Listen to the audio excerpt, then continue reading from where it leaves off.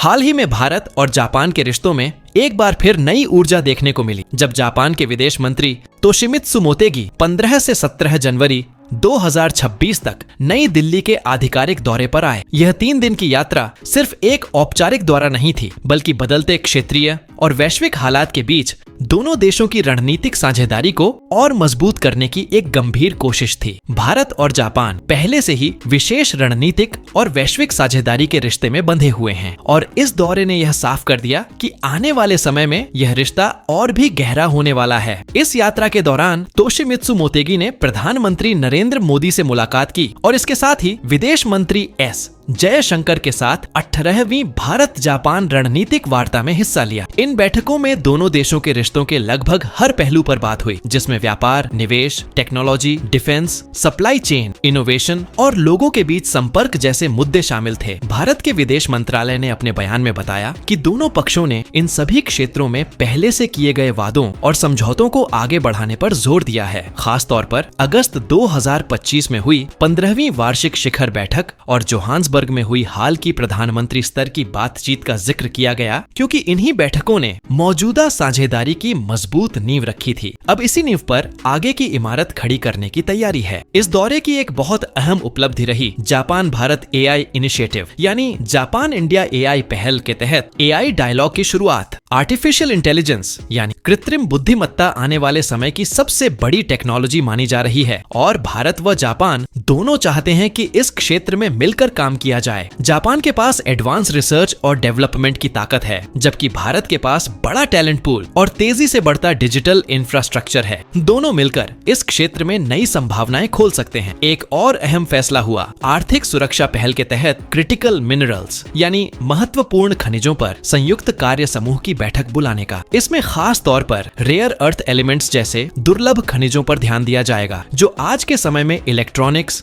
Renewable energy और defence sector के लिए बेहद जरूरी हैं। दुनिया में इन खनिजों की सप्लाई को लेकर कई तरह की चिंताएं हैं और भारत जापान की साझेदारी इन चिंताओं को कम करने में मदद कर सकती है। भारत के पास इन खनिजों के भंडार हैं और जापान के पास उन्हें प्रोसेस करने की बेहतरीन तकनीक, इसीलिए दोनों एक दूसरे के लिए प्राकृतिक साझेदार बनते हैं। बात सिर्फ अर्थव्यवस्था और टेक्नोलॉजी तक ही सीमित नहीं रही। दोनों देशों के मंत्रियों ने इंडो पैसिफिक क्षेत्र में शांति, स्थिरता और नियमों पर आधारित व्यवस्था की जरूरत पर भी जोर दिया। आज जब इस क्षेत्र में तनाव बढ़ रहा है, तब भारत और जापान अपनी साझेदारी को क्षेत्रीय स्थिरता का एक मजबूत आधार मानते हैं। क्वाड, संयुक्त राष्ट्र, G4 समूह और G20 जैसे मंचों पर भी दोनों देश मिलकर काम कर रहे हैं, जिससे उनकी वैश्विक भूमिका और मजबूत होती है। इस यात्रा का एक दिलचस्प और प्रतीकात्मक पल तब देखने को मिला जब तोशिमित्सु मोतेगी ने भारत में जापान के राजदूत केइची ओनो के साथ दिल्ली मेट्रो की सवारी की। यह दिखाने के लिए काफी था कि दोनों देशों के रिश्ते सिर्फ सरकारों तक सीमित नहीं हैं, बल्कि लोगों के बीच भी एक जुड़ाव है जो इस साझेदारी को असली ताकत देता है। आगे की ओर देखें तो साल 2027 भारत